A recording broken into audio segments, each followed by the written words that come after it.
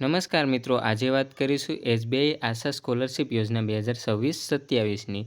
તો આ યોજનાનો લાભ કોને મળશે, તેમજ કયા ધોરણમાં કેટલી સહાય મળશે, અને આ યોજનાનું ફોર્મ ક્યાંથી અને કઈ તારીખથી ભરવાનું શરૂ થશે, તેમજ તેના માટેના જરૂરી ડોક્યુમેન્ટ અને કઈ કઈ અન્ય બાબતોની જરૂર હોય છે તેના વિશેની સંપૂર્ણ માહિતી આ વિડીયોમાં જોઈશું। તો એસબીઆઈ આશા સ્કોલરશિપ યોજના એ જે છે તે એસબીઆઈ ફાઉન્ડેશન દ્વારા શરૂ કરવામાં આવી છે, જે અંતર્ગત ધોરણ 9થી લઈ અને ઉચ્ચ શિક્ષણ તેમજ જે વિદેશમાં અભ્યાસ માટેની આર્થિક સહાય પૂરી પાડવામાં આવે છે। તે અંતર્ગત વાત કરું તો કે કેટલી સહાય મળવાપાત્ર છે, એટલે કયા ધોરણમાં કેટલી સ્કોલરશિપ મળશે। તો ધોરણ 9થી 12 સુધીના વિદ્યાર્થીઓને કુલ 15,000 રૂપિયાની સહાય મળશે, એટલે કે 9થી 12 સુધીમાં તમે જો અભ્યાસ કરતા હોય તો તમને 15,000 રૂપિયા એક વર્ષના મળશે।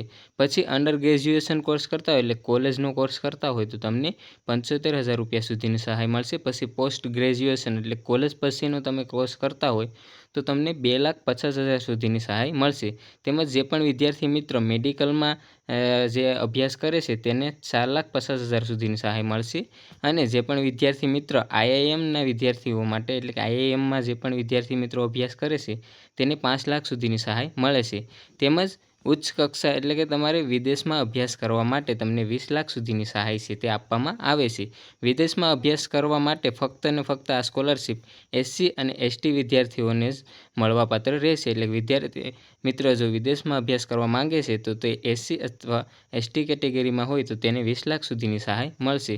હવે વાત કરું તો કે પાત્રતાની વાત કરું તો કે તમારે કઈ લાયકાત હોવી જોઈએ, તો કે શૈક્ષણિક ગુણ તો કે તમારે અગાઉના વર્ષમાં ઓછામાં ઓછા 75% ગુણ હોવા જરૂરી છે, તો જ આ યોજનાનો લાભ તમે છે તે આ યોજના માટેનું ફોર્મ ભરી શકશો। અને એસસી એસટી વિદ્યાર્થીઓ માટે 10%ની અનામત પર રાખવામાં આવી છે।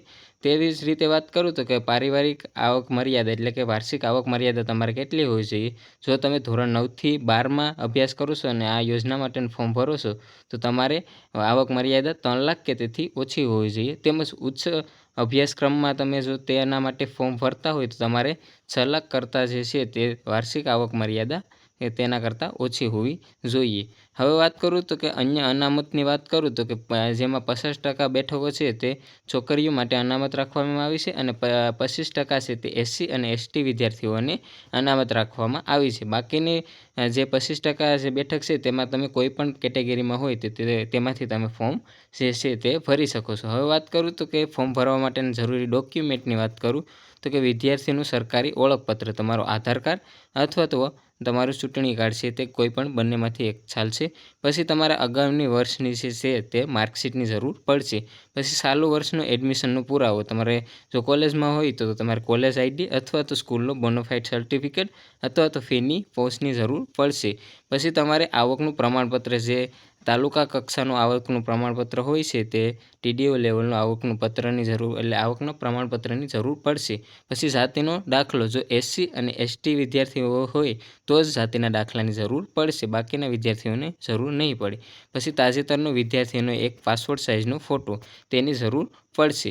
પછી જો તમારે આ યોજના માટેનો લાભ લેવો હોય તો તમારું બેંકનું ખાતાની વિગત છે તે તમારું શોર્ટ લિસ્ટ થયા બાદ એટલે કે તમારું મેરિટમાં નામ આવ્યા બાદ તમારું વિદ્યાર્થીનું બેંક ખાતું છે તે એસબીઆઈમાં હોવું અનિવાર્ય છે, એટલે કે એસબીઆઈ બેંક ખાતું હોય તો જ આ યોજનાનો લાભ તમને મળશે।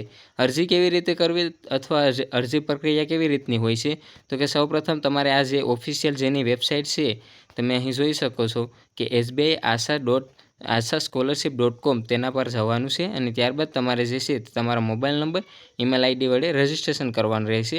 પછી એપ્લાય નાઉ પર ક્લિક કરી અને અન્ય ફોર્મની તમામ વિગતો છે તે ભરી અને તમારે સબમિટ કરવાનું રહેશે। તો તે જ્યારે પણ શરૂ થશે ત્યારે તમને કેવી રીતે ફોર્મ ભરવું તે સંપૂર્ણ તમે તમારા મોબાઈલના માધ્યમથી જે છે તે આવી રીતે ફોર્મ ભરી શકશો।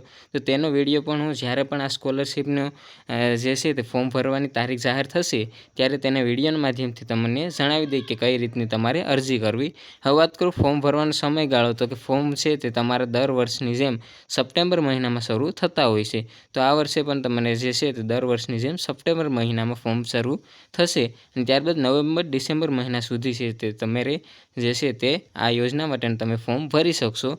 આ યોજનાની તમામ અન્ય માહિતી છે તે SBI asascholarship.com પરથી મળી જશે અને આ વેબસાઇટની લિંક પણ આ વિડીયોના ડિસ્ક્રિપ્શનમાં તમને મળી જશે. ત્યાંથી તમારે તમામ માહિતી છે તે આના વિશેની મળી જશે અને જ્યારે ફોર્મ ભરવાની તારીખ જાહેર થશે તે પણ તે જ વેબસાઇટમાં જાહેર થશે.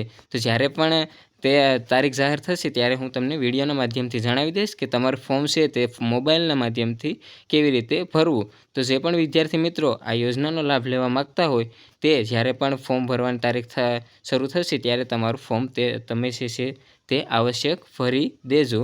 જો તમને અલગ અલગ રીતની પ્રક્રિયા હોય છે આમાં કે કઈ રીતની તમને સ્કોલરશિપ મળે છે તે જ્યારે પણ ફોર્મ બહાર પડશે ત્યારે ફોર્મની તારીખ ત્યારે હું તમને વિડીયોના માધ્યમથી જણાવી દઈશ કે કઈ રીતનું તમારું જે છે તે આ યોજનાનો લાભ તમને આ સ્કોલરશિપ કેવી રીતની મળશે, આમાં પરીક્ષા આપવાની હશે કે નહીં તે તમને જ્યારે પણ ફોર્મ બહાર પડશે ત્યારે હું તમને જે છે તેની સંપૂર્ણ વિગત છે તે ત્યારે જણાવી દઈશ કે કઈ રીતનું તમને સ્કોલરશિપનો લાભ આમાં મળે છે. તો જે પણ વિદ્યાર્થી મિત્રો આ યોજનાનો લાભ લેવા માગતા હોય તે જ્યારે ફોર્મ ભરવાના શરૂ થાય ત્યારે તમે ફોર્મ ભરી દેજો.